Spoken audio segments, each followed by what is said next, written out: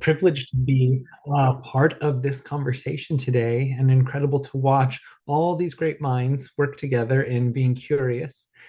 So again, I named myself earlier. My name is Greg Hedler. My pronouns are he, him, and I'm a licensed clinical social worker.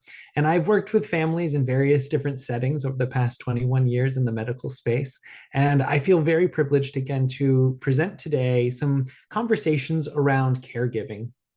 What do we need as caregivers? How can we better support ourselves?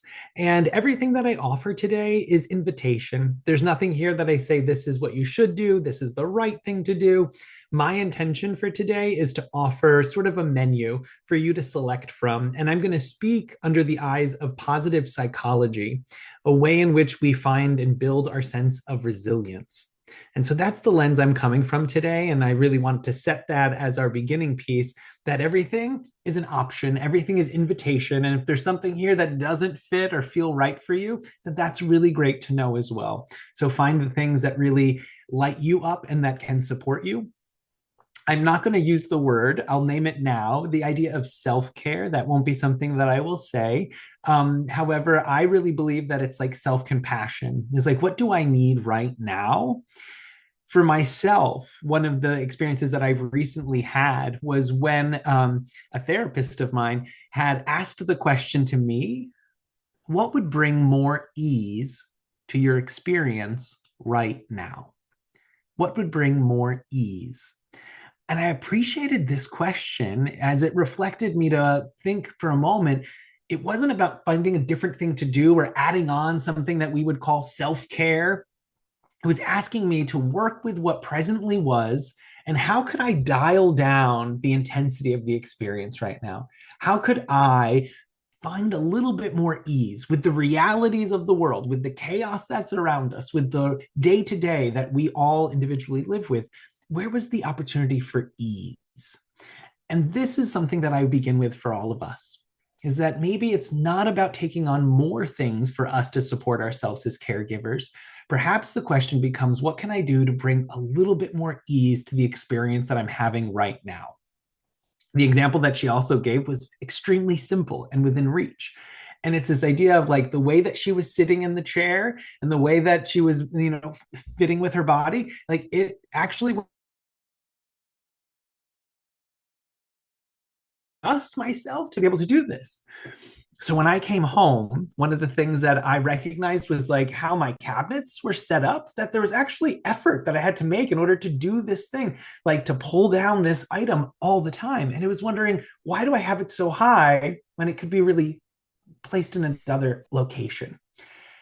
I use those very low risk examples to show us that, like, where can we create a little bit more ease, 1%, not to change the entirety of the situation, yet to increase our ability, our sense of agency of what we can do right now. So the title that I had created for today is this idea of building our bark. And when I think about building our bark, I think about the redwood forest. For a moment, in the chat, have you ever seen the redwood trees? Have you been there? Have you seen pictures of them? Maybe watched a show about the redwood trees? In the chat, give me some Y's and N's here if you think that you've seen or know about the redwood trees at all. A moment of connection. Yeah, thank you for this. I see you, Michelle and Ashley. Excellent. So here, for all of us to have fun, to not be right here. Yeah, Jenny. Yeah. I love. So a curious question for us to have fun with. Like I said, no right, no feelings of needing to be right here. When you think about redwood trees, they're quite tremendous. They're quite tall. In the chat, if you're able to connect right now, how tall do you think redwood trees get? About how tall do you think these redwood trees get? Any number guess here is a fun guess to just put out there for a moment. And I promise it will all make sense as we continue to talk about all of this. Yes, yes, yes, yes. Great. So we have a guess. Thank you, Monica, starting us off strong. We'll give it another moment or two here. Free guesses. That's part of the package for today. Free guesses, however many you want. 100 feet, 50 feet. Thank you. Gotcha. Yeah, we have some 500s coming in, 75. Thank you for that. Thanks, Colette. So here's the truth. The tallest redwood tree on record at present is actually 380 feet tall. 380 feet tall. Exactly that, right? 380 feet tall. That is massive. Like we saw, people can drive cars through trees. Resiliency of a red tree can pull from. If we know that a redwood tree can go 380 feet tall, roots go. How deep do you think the roots go of a redwood tree? Give me some numbers there. If something is 380 feet tall, what were some guesses in terms of the depth of the root system of this tree? Holding some silences, some thoughts come in here. Any guesses? Thanks for playing along. Thank you, Linda. Yep, so 100, 200, something 380 feet tall. How deep do those roots go? Yeah, thanks for all these numbers, everybody. I appreciate being in connection with you. So here's the truth. 380 feet tall, their root system, 6 feet deep, 6 feet. That is very shallow roots that hold up 380-foot tree. The truth is that their roots grow sideways. And so they interlock with other trees within the forest that they conjoin to support one another's strengths. And this root system, when one person within this system of trees, when that one tree is malnourished or is needing nutrients, they send them through the root system to support that one tree. When fires happen in different parts of the forest, there's actually a reverberation that happens within the root system that almost warn the other trees for like embrace for impact.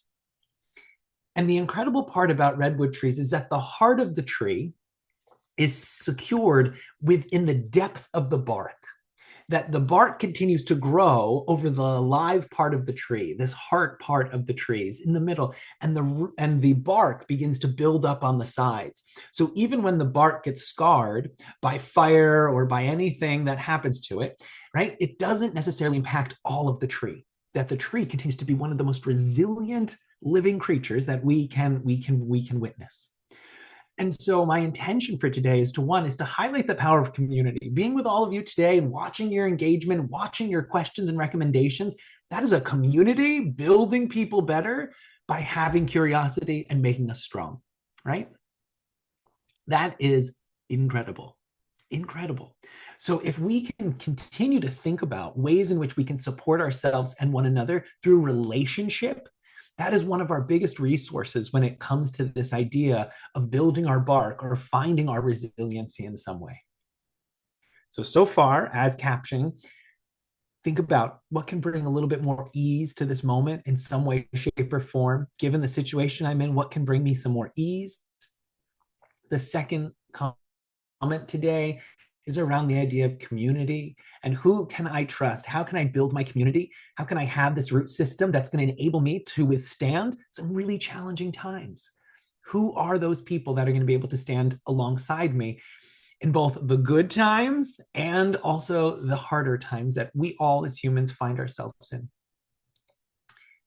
The third skill that I want to place out there for us to consider, and this is another way to which incorporate into the way in which we move through our days, is through this exercise that is known as Hello to Hear. Hello to Hear comes from a poem by an individual by the name of Padraig Otuma. And Otuma speaks of this one poem that's like Hello to Hear. And in this poem, they begin to identify the reality of the moment, what's happening right here. And so much of the time, we as human beings, when we're relating or interacting with each other, there's lots of times where there's misunderstandings that happen. There's communication that gets difficult to understand.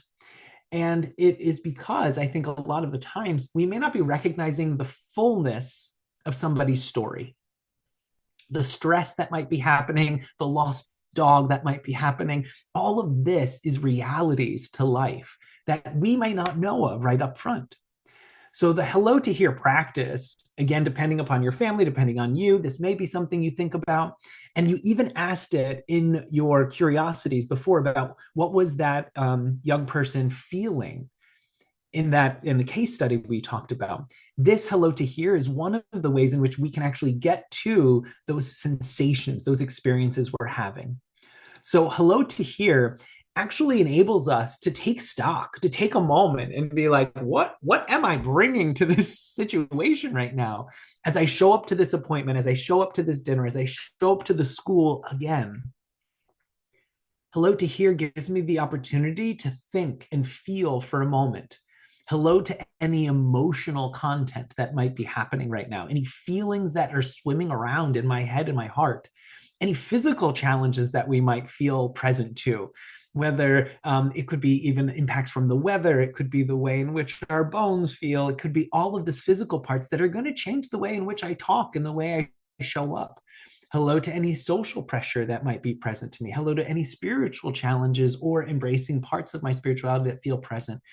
All of this, the mental aspects of where my thoughts are, when do we take stock to recognize that all of this is important to name in order for me to show up really present to whoever or however I'm showing up to a conversation? So even so much so to think about for myself, I practice this truth is like I am in a conversation with a coworker in this moment, and all of a sudden, like yesterday, I was feeling I'm getting over a cold, and so it was hard for me to focus, and I had to stop the conversation for a moment. I said I need to recognize that like it's harder for my brain is this little slow to process today, as opposed to faking it and thinking that I'm understanding them. I wanted to hello to hear the reality of the situation, to say this is overwhelming for me. I'm not processing correctly. There's a feeling that's present. I'm physically ill right now. All of this is another way in which we can truly support ourselves better as caregivers when we take stock in what is happening and to the best of our ability, share that with other people.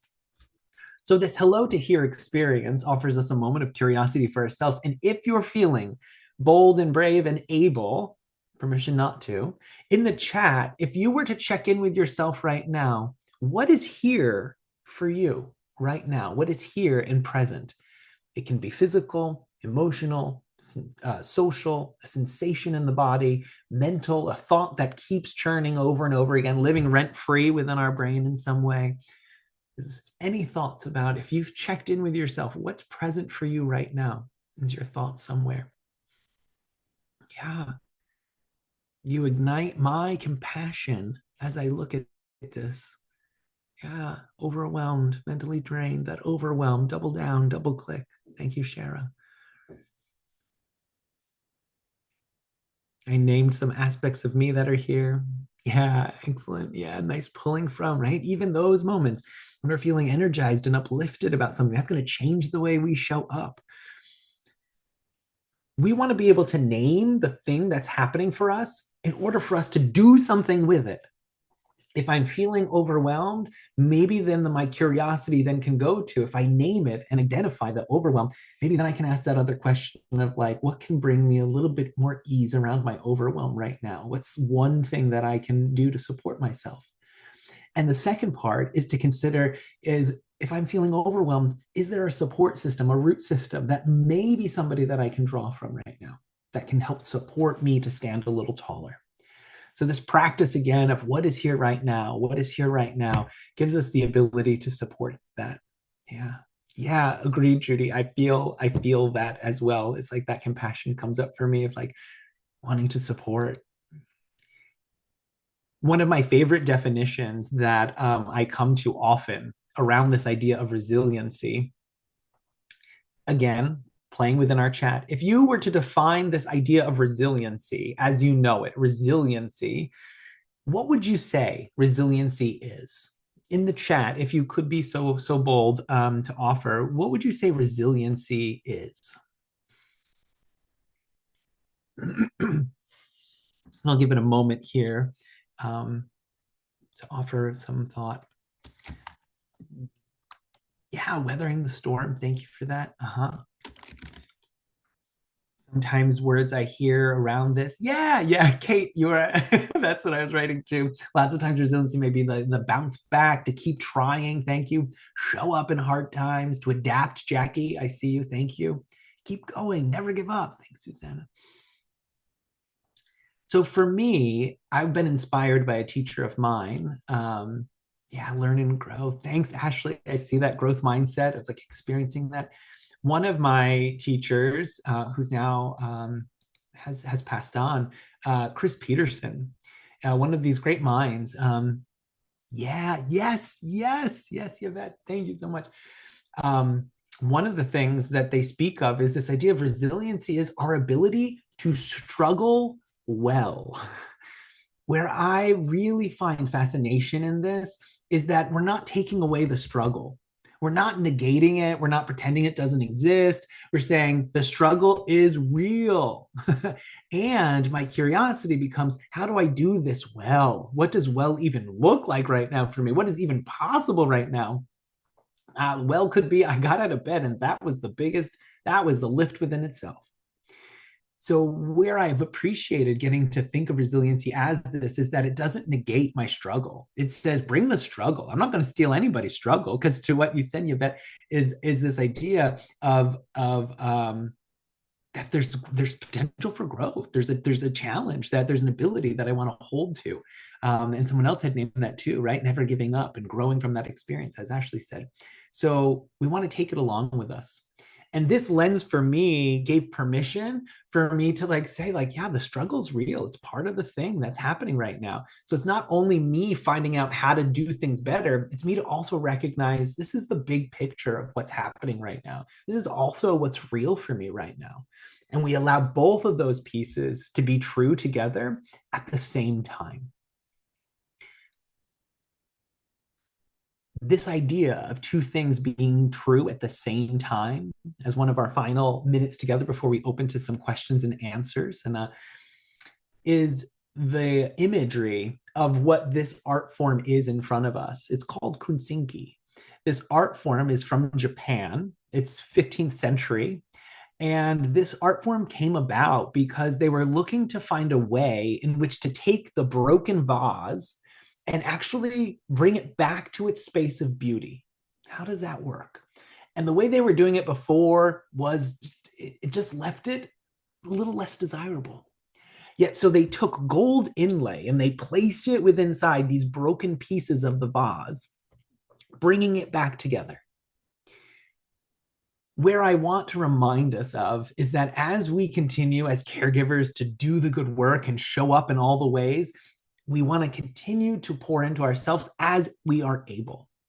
This art form helps remind me of that, because it does the parts of being in struggle and in wellness at the same time.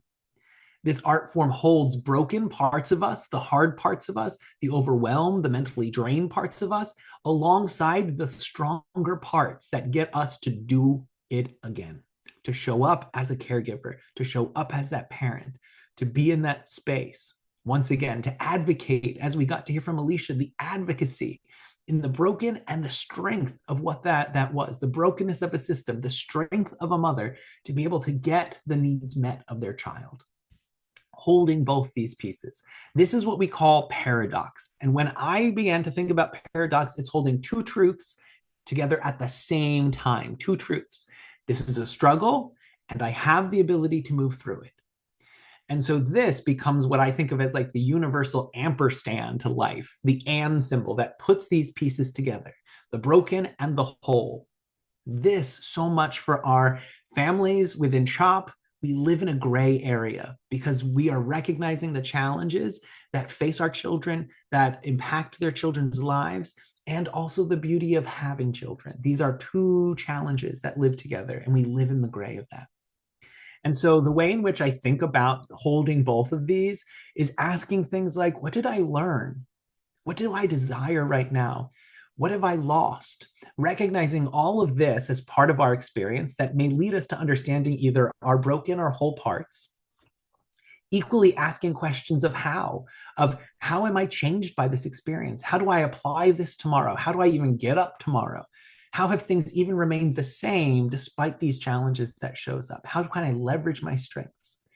So when we approach from a mental space, a lens of what and how, we begin to see how the bigger picture is put back together, how we hold the whole picture at the same time, recognizing we're both broken and whole simultaneously.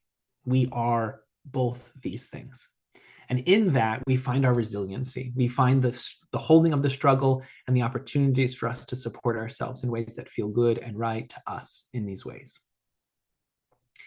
So I will pause there for a moment. I certainly have more content if we do not have as many questions, yet want to pause and turn to our questions for a moment.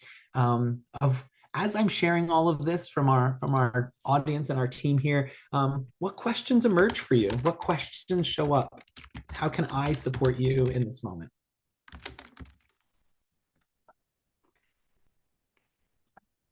We'll give people a minute because I know everyone's been listening intently. Surely. We'll give people a chance to type if you have questions for Greg. I I read an article about this artwork in Yes. 2020, 2021. It was about a pen physician, a surgeon who uh, developed COVID very, very, very early in the pandemic and had some pretty serious consequences from it and is no longer able to be a practicing surgeon, but is using this Japanese art as a way to sort of he's now teaching and he's doing other things with his career that he never thought he would be doing. And it came from something really terrible that happened to him. But he grew out of that and developed a whole new focus and place to put his energy, which I thought was a really beautiful description. Thank you for that story, Amanda. It impacts me as I think about exactly that. It's like, what was lost? Can we honor that ability to practice in the way that I once did? And then what remains is my passion for this work. And so, how else can I actually get it out there in the world? How can I inspire other people or support other people to do the work that I loved? And I hear that so clearly in that story of holding both these parts, broken and the Two whole. different truths to most Mhm. situations. Yeah. Um, okay. Some really good questions. Will it ever be a moment of stability as a new mom in this journey? Right. I think a lot of us here recognize that scary feeling. Greg, I don't know if you want to touch on it. I know that others here can probably chime in, and I'm sure Monica probably has some things to share as Yeah. our parent Yeah, partner. I would invite Monica to or others to offer some comments on this. Yeah, I love the question, and it's definitely something as a mom that always like resonates with me. And I think it's a lot about like reflecting from where you came. So I think sometimes like it's so easy to focus because it's a constant challenge, right? And why little people, little problems, bigger people, bigger problems, right? Is what has always been told to me. And I try to like find those small moments, but then also like reflect back on like how far we've come, right? And we do. It's exhausting though because there's just it's constantly at you. But yeah, I mean, how I got involved in this was I had some issues with some medical providers that we were seeing, and I was like, well, how can I help? What can I do with this experience that I have now to hopefully try to like educate people or make it a little bit easier for other parents going through it. So yeah, I think reflection is probably the ability, but then you're also going to have moments of chaos, and it's just like finding your support system in those moments and being proud of yourself and allowing yourself to feel the feelings that you have too. I think is another big piece. Yeah, that excites me, Monica, because even some other questions here about the struggle I see is like feel the feeling fully, like just like be in that experience, feeling it, not to push it away or to push it down. Is just like I feel all of this right now, and being able to embrace that, I think is exceptional. It's like that work of hello to here and feel all of those feelings and equally to that idea of catching the day, the moments that may be supportive too. Have for ways caregivers could build community, and if there's any favorite or helpful mantras that you have to keep yourself moving forward when the struggle feels too big. Yeah. Thank you for this. Just seeing that question of what if we can't seem to get beyond whatever the current struggle is sitting with me still, because those are some hard truths. Those are some hard truths of struggle is struggle. I know it's cliche. It's like struggle is real, and so embracing and acknowledging and giving space for the struggle can be the step towards getting through it or getting beyond it. And I'm not efforting to be inspirational in this moment to like make this a smaller thing, yet a beautiful example around some of this is if you watch bison in the wild, right? Bison see a oncoming thunderstorm. They see it moving in the distance. And the first thing the bison does isn't to move into an opposite direction. It is actually to like hunker down, and the bison, the herd, run into the storm in this way. It's like they run into the struggle. They know it's going to be hard. They know it's going to come with some consequences. They know they're going to get wet. And they do it because they believe that by leaning into the struggle, feeling the struggle, going towards the struggle, in all of what it feels like is actually the effort of getting into it and then potentially through it in a different way. And so I say embrace the struggle. Not every day is going to be an easy day. If there's 1% thing that I can do that eases my challenge or my struggle right now, that's the one thing that I get to do. Those are things that I think about in terms of that, as a person who experiences it myself, and as people that I've gotten to witness. The community aspect of it is for me connected to like what is offered here, like and Monica, you're such a beautiful example of that too. It's just like give that involvement that we have. Your willingness to show up to this creates these communities in different ways.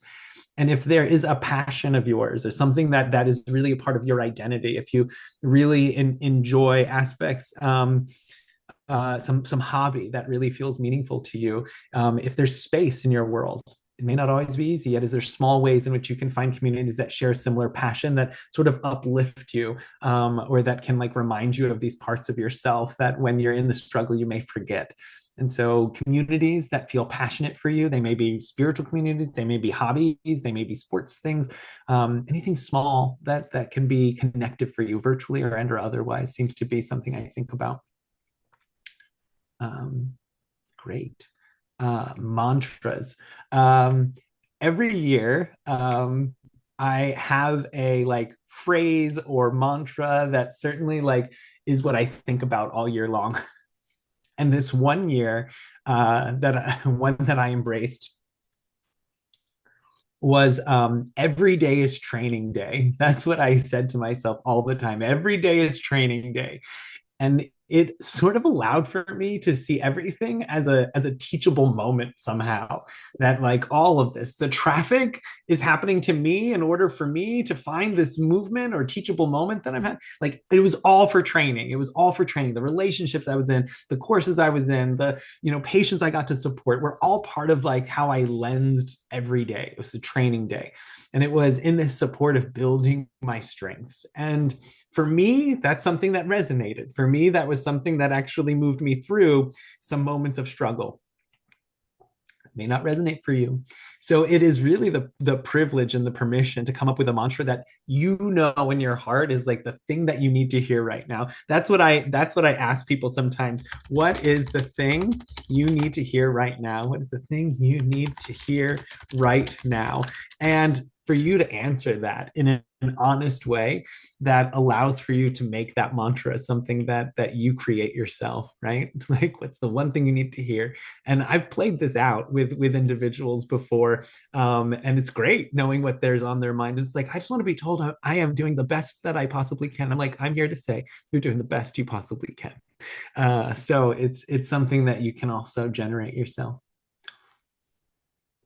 There's a question in the chat about riding the emotional roller coaster, particularly when kids have behaviors that might be stressful, frustrating, upsetting, combination, and not wanting the child to feel bad about what they're doing, but as a parent, you're also dealing with your own stress. And I think a lot of people struggle with that. Mm-hmm. Mm-hmm. Tremendous. I also want to invite like other parental and caregivers on the call to also offer their experience around that. That feels something that is universal or able to be related to. So I'm going to speak from my story, yet definitely believe there's others that also have firsthand experience in that too. There's And some, Greg, you're going to pull up a slide just for folks who are wanting to know about definitely. that session. Yes, yes, We yes, can keep yes. talking, but just Great. we're going to pull up information about the next session in case folks want to come back, or if you have to leave early now, we hope you will come back. But yes, please keep talking. This is a really good Dynamic. Yeah, thanks for dynamic. that. Oh, that's me. So, um, yeah, one of the things that shows up, and I know that all of our kids understand something in their own unique way, is even getting to express my own frustration right now, even being able to name it is a practice that we might be able to get into to show our own humanness in moments, to show like this is real for me too, or this is my frustration. And being able to offer that side by side humanity, like we are on this roller coaster together. And because we're both seated next to each other, I'm also feeling the dips. I'm also feeling the excitement parts. I'm also feeling the terror of, I don't know what's next.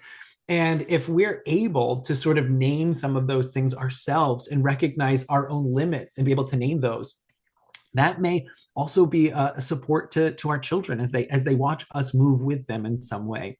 And if it feels as though that may not be something we can express to them, I say, is there people in your circle or in your space that you can offload to share some of that emotional parts of ourselves?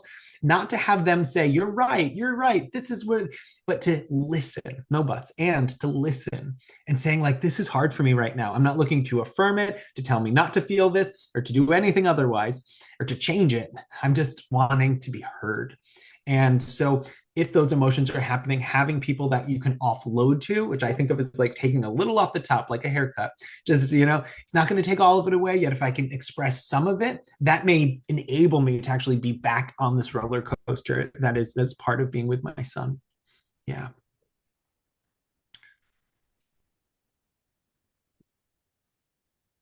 Excellent. Teresa, I see your comment. Come next month. We're talking about picky eaters. So come back because that's going to be the topic. Amazing. Greg, just to add on to that, I think you hit the nail on the head, right? To like, sometimes it's just even like a text, like to vent to a friend or someone that kind of understands. I'm in a local autism support group, and I found some of like our favorite people in there, just because we share these experiences that someone else might not understand. But sometimes like I have to breathe through it. Sometimes I laugh and sometimes I get mad, and I apologize for doing that when I can, so I think it's normal to feel all those feelings. We just try to find like the laughter in the hard, right? And I mean, that's not always easy all the time, but the situation that you're in, like I know I'm always like embarrassed about it, or I have been, right? And I think I've gotten a little bit better with it. Like, oh, this situation feels different than everybody else. But I think if you're able to like laugh at yourself, laugh at the situation, that kind of takes the edge off of that feeling of like, oh, I'm different. We're sticking out. We're not doing the norm, and taking up the space because you deserve to be there just like anyone else and participating in the event in your own way. And I think people that like I think you think everyone's gonna have something to say, but like the people that do, it really is like minimal, and they're not perfect parents either, right? Like we're all human and flawed in our own way, so they don't matter. But sometimes you have to convince yourself of that too. Right. Embrace those cracks. Recognize we all got them. I feel like one of my favorite mantras lately has been have your own back, right? Like whatever's going on, whatever choices you're making with your kids, have your own back. If you have your own back, it doesn't matter what other people think. It tells you what's important in that sentence, Amanda. Like I hear it, right? And it reminds me of like what's important right now. I have my own back. That's right. Yeah. Well, Thank you. Greg, thank you so, so much for this. It was absolute crickets in the chat because everybody was listening. I loved it. I could tell that people were really taking in everything you were saying, and we really appreciate your time and being here today. We may be calling you back because this seems to be a really popular one. But thank you everyone for your participation. We hope you'll come back next month, April 10th. Picky eating versus problem eating comes up a lot. We hope we'll see you then. Thanks for filling out the poll. It'll be warm next time we see each other. Has to be.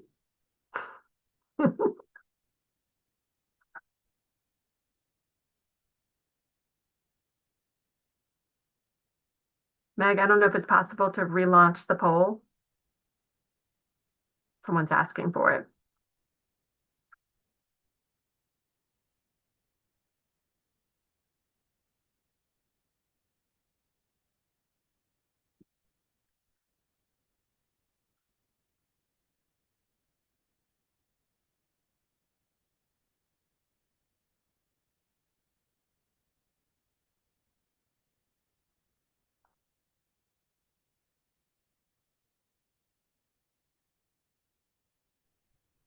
There it is.